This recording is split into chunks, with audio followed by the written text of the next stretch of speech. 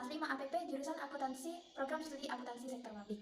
Pada kesempatan kali ini saya akan mempresentasikan materi mengenai akuntansi organisasi nirlaba untuk memenuhi salah satu tugas pada mata kuliah akuntansi badan layanan umum dan nirlaba dengan dosen pengasuh Ibu Oki Safira, SEMSIAK. Baiklah, sebelum masuk ke materi, berikut pembahasan yang akan saya presentasikan. Yang pertama yaitu pengertian organisasi nirlaba, yang kedua tujuan penyusunan laporan keuangan nirlaba, yang ketiga laporan keuangan dan karakteristik nirlaba, yang keempat contoh transaksi dan jurnal, dan yang terakhir yaitu siklus akuntansi nirlaba. Pengertian organisasi nirlaba.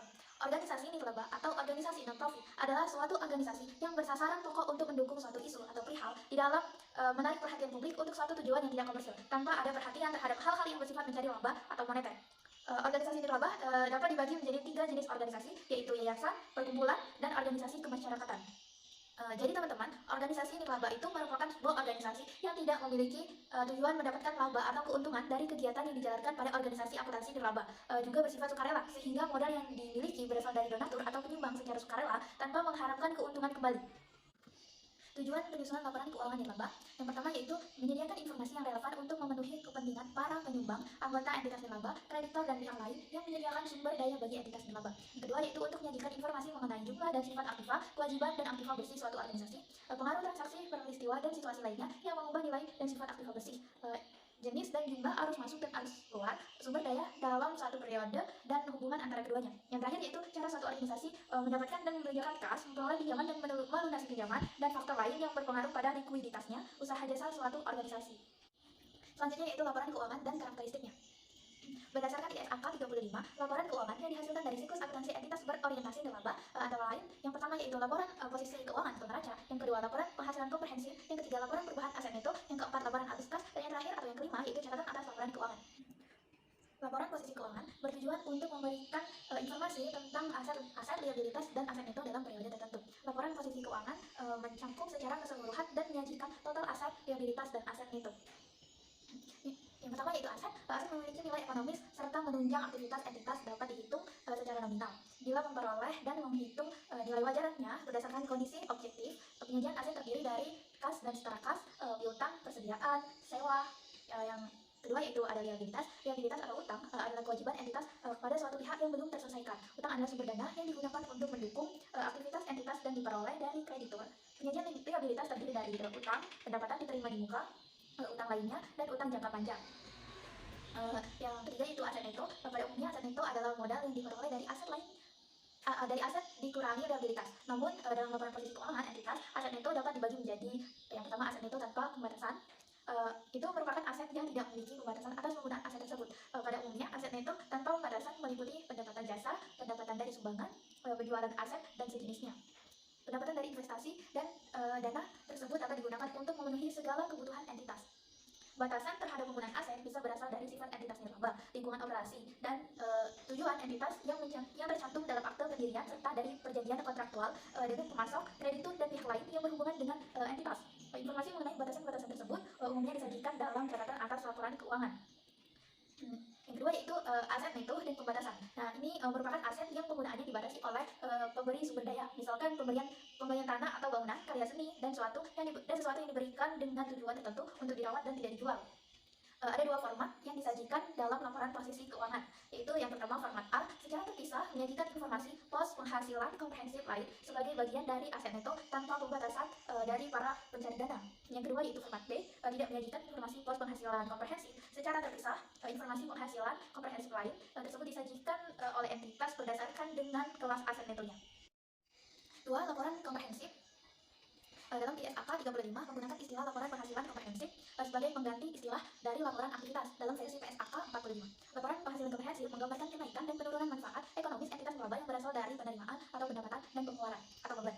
Laporan penghasilan komprehensif dibagi ke dalam 2 bagian sesuai dengan klasifikasi neto, yaitu tanpa pembatasan dari pemberi sumber daya dan dengan pembatasan dari pemberi sumber daya.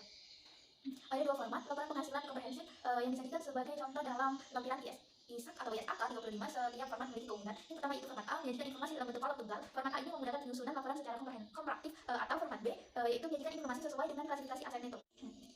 3. Laporan perubahan aset neto. Istilah laporan perubahan aset neto adalah bentuk penyesuaian dari istilah laporan perubahan ekuitas pada laporan keuangan entitas bisnis. Aset neto dalam entitas nirlaba diklasifikasikan menjadi 2, yaitu yang pertama aset neto tanpa pembatasan dari pemberi sumber daya. Yang kedua, aset neto dengan pembatasan dari pemberi sumber daya.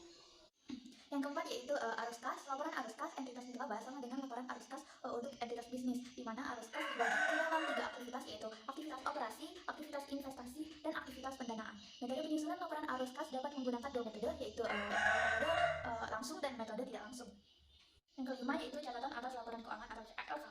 Jadi teman-teman, CLK ini menjabarkan laporan keuangan secara terperinci berdasarkan DE ISA 35 yang merupakan ruang lingkup bagi entitas berorientasi nirlaba, ialah yang memiliki karakteristik sebagai berikut. Yang pertama, sumber daya entitas berasal dari pemberi sumber daya yang tidak mengharapkan pembayaran kembali atau manfaat ekonomi yang sebanding dengan jumlah sumber daya yang diberikan. Yang kedua, menghasilkan barang atau jasa tanpa bertujuan menghasilkan laba, dan jika entitas menghasilkan laba maka jumlahnya tidak pernah dibagikan kepada para pendiri atau pemilik entitas tersebut. Dan yang terakhir, tidak ada kepemilikan seperti umumnya pada entitas bisnis, dengan arti bahwa kepemilikan dalam entitas berorientasi nirlaba tidak dapat dijual, dialihkan atau ditebus kembali, atau kepemilikan tersebut tidak mencerminkan proporsi pembagian sumber daya entitas pada likuidasi atau pembubaran entitas nirlaba.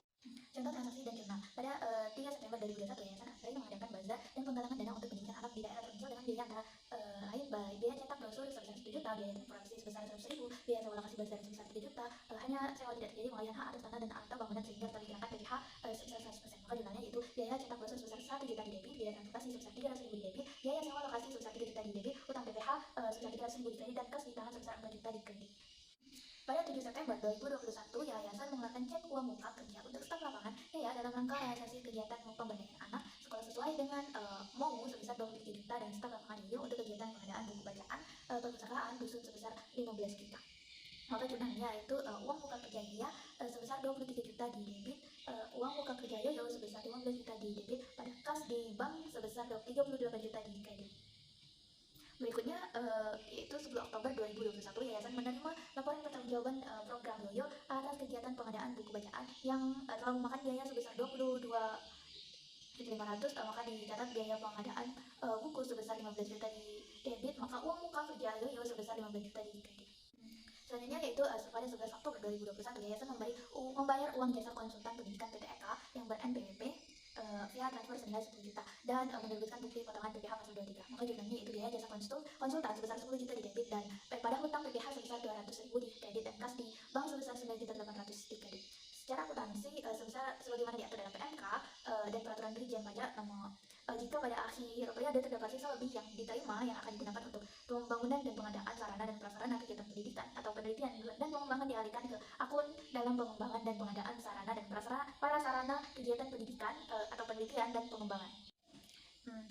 Contoh pencatatan untuk ilustrasi kasus di atas yaitu pada 10 Desember 2021, Yayasan mencatat adanya sisa lebih dana yang semula memang direncanakan untuk membangun gedung kelas sekolah. Nah, dana tersebut berasal dari donasi yang sifatnya tidak rutin. Total sisa lebih dana tersebut adalah sebesar 400 juta. Yayasan kemudian mengalihkan dana tersebut untuk persiapan kegiatan membangun gedung kelas yang nantinya akan dimulai pada bulan 15 Desember 2021. Maka pencatatan junanya adalah dana pembangunan gedung sebesar 400 juta pada aset bersih terikat sebesar 400 juta. Ketika kemudian dana tersebut digunakan untuk mulai membangun secara bertahap, maka dicatat menjadi aset bersih terikat sebesar 100 juta di debit pada dana pembangunan gedung sebesar 100 juta di kredit. Konstruksi dalam pengerjaan sebesar 100 juta di debit pada kas sebesar 100 juta di.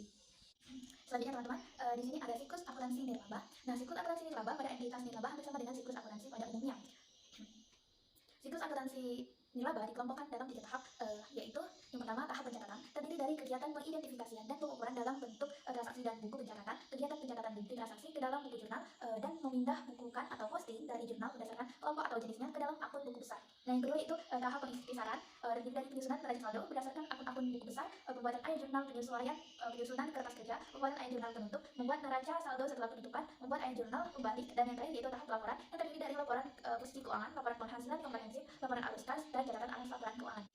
Baiklah teman-teman, selesai sudah pemaparan materi mengenai akuntansi organisasi nirlaba pada mata kuliah akuntansi PLU nirlaba, mulai dari pengertian hingga siklus akuntansinya. Sebelumnya saya ingin mengucapkan